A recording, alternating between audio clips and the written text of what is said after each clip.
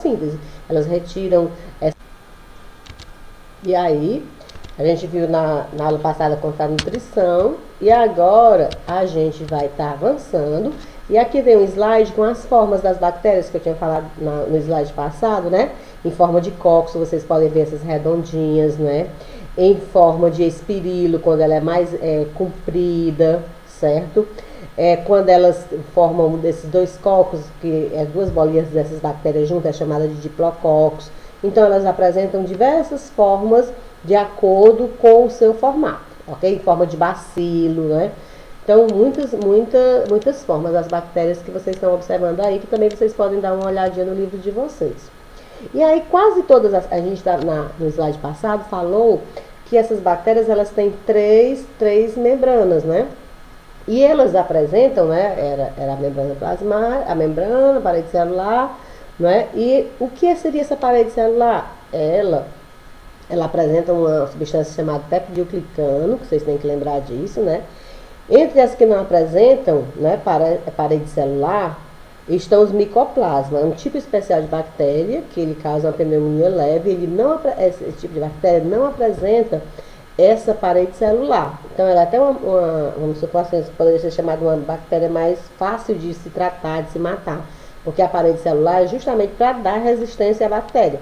Se esse tipo de bactéria não apresenta essa parede, ela é uma bactéria mais suscetível a ser destruída, poderíamos dizer assim. Dentre as bactérias, né, os cientistas também consideram um tipo de coloração para poder saber que tipo de bactéria é essa, se ela é uma bactéria mais resistente, como é que é essa membrana. Então, essa coloração que eles fazem com as bactérias, eles chamam coloração de Gram. Esse Gram é a pessoa que o Christian Gram primeiro fez esse processo, né, de fazer, de corar essas bactérias para conseguir observar como eram essas membranas. E ele chamou de gram-positiva as bactérias que tinham uma camada mais larga, mais grossa. E essas bactérias, quando ele coloria, elas ficavam roxas. Então, ele chamou essas bactérias de gram-positiva. As gram-negativas, elas têm uma camada mais fininha e elas coravam de vermelho. Então, por que, professora, que isso é importante da gente saber gram-positiva e gram-negativa? Para quem estuda e para quem trata, né, para quem estuda as bactérias, é importante saber. Porque as gram-positivas, se elas têm uma camada mais espessa, elas são mais resistentes. Então, vão precisar de um certo tipo de tratamento. As gram-negativas, uma camada mais fina, e elas vão precisar de outro tipo de tratamento. Em relação ao seu tratamento, como tratar essas bactérias, que é importante saber em que grupo elas se apresentam, se gram-positivas ou se gram-negativas, tudo bem? Passando, né? Aqui nós temos o modo de produção. Como é que essas bactérias se reproduzem? Pronto. Quanto ao modo de produção das bactérias, você poderia dizer como é que elas se reproduzem? Por bipartição. Literalmente, elas duplicam o seu DNA e depois elas se partem ao meio, como vocês estão vendo na figura. Então, o modo de produção dessas bactérias é bipartição. Primeiro, elas se alongam, duplicam o DNA e depois se dividem ao meio formando duas bactérias, ok? Aí, nós vamos dar continuidade, se o slide passar, né? Pronto, nós vamos dar continuidade aqui. Nós temos, e como é que essas bactérias, elas conseguem ter uma variabilidade genética, aumentar a sua variabilidade genética? Porque se elas se reproduzem por bipartição, se elas dão origem a uma bactéria igual a ela, chamadas clones verdadeiros, não vai ter diversificação no seu DNA, não, né? Todas seriam iguais. Mas elas encontraram uma maneira de trocar esse DNA umas com as outras.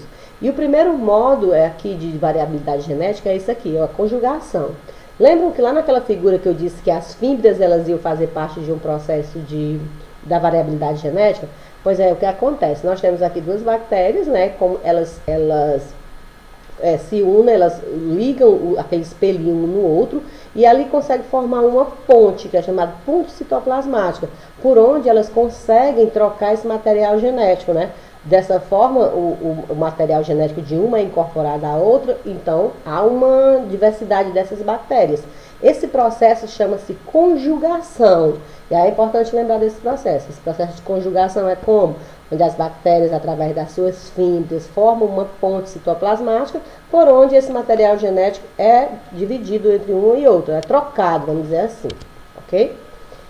Aqui, falando em conjugação, é importante também a gente saber o que são esporos, né? O que é esporulação.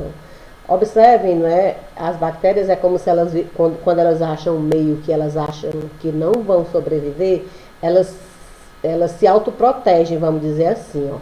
Que seria esporulação? É uma forma de proteção contra as adversidades do meio. O que seriam essas adversidades?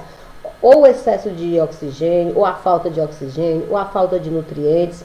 Então, elas se transformam, elas secam de uma maneira, como vocês estão vendo aí, é como se elas secassem e elas protegessem seu material genético. E esses esporos, eles ficam no meio por milhares, por muitos anos, eles podem sobreviver. E eles ficam como se eles estivessem inertes naquele meio, na areia, né, onde ela conseguiu fazer esse processo de esporulação. Fica inerte e aí só esperando o tempo de elas acharem um modo delas ressurgirem à vida novamente. Qual seria esse meio? Por exemplo, se você se corta, né, você pisou naquela areia, a bactéria... Um processo interessante também, gente, que as bactérias, que acontece com as bactérias, é o chamado esporulação. Às vezes as bactérias, elas podem se deparar com uma adversidade, né? Então, o que seria uma adversidade? Algo que elas não estão preparadas para sobreviver naquele meio. Por exemplo, a falta de oxigênio ou excesso de oxigênio, a falta de alimento. Então, uma forma de proteção que elas acharam, né, como sobrevivência, é se transformar.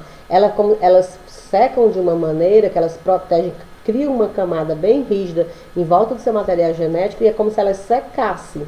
E elas ficam em forma de esporos no meio. Por mais de anos elas ficam. E aí, na hora que elas acham uma oportunidade de um meio que elas possam novamente voltar à sua origem, acontece. Esse processo acontece muito com as bactérias que causam tétano, né? Elas podem estar no solo nessa forma de esporos. E aí, quando muitas vezes você se corta, né? Você se corta, você feriu o seu corpo, então pisou naquela areia, você pode ter contato com algum desses esporos, esses esporos entram no seu corpo e voltam à forma novamente e começa a se desenvolver a doença. Então, é até um mito você dizer, pegou tétano porque se cortou num prego enferrujado. Pode até ser que naquele prego tenha tido os esporos. O que vai causar a doença é o esporo que estava no meio, que penetrou no seu corpo, que pode causar um tétano, uma gangrena gasosa, enfim, né?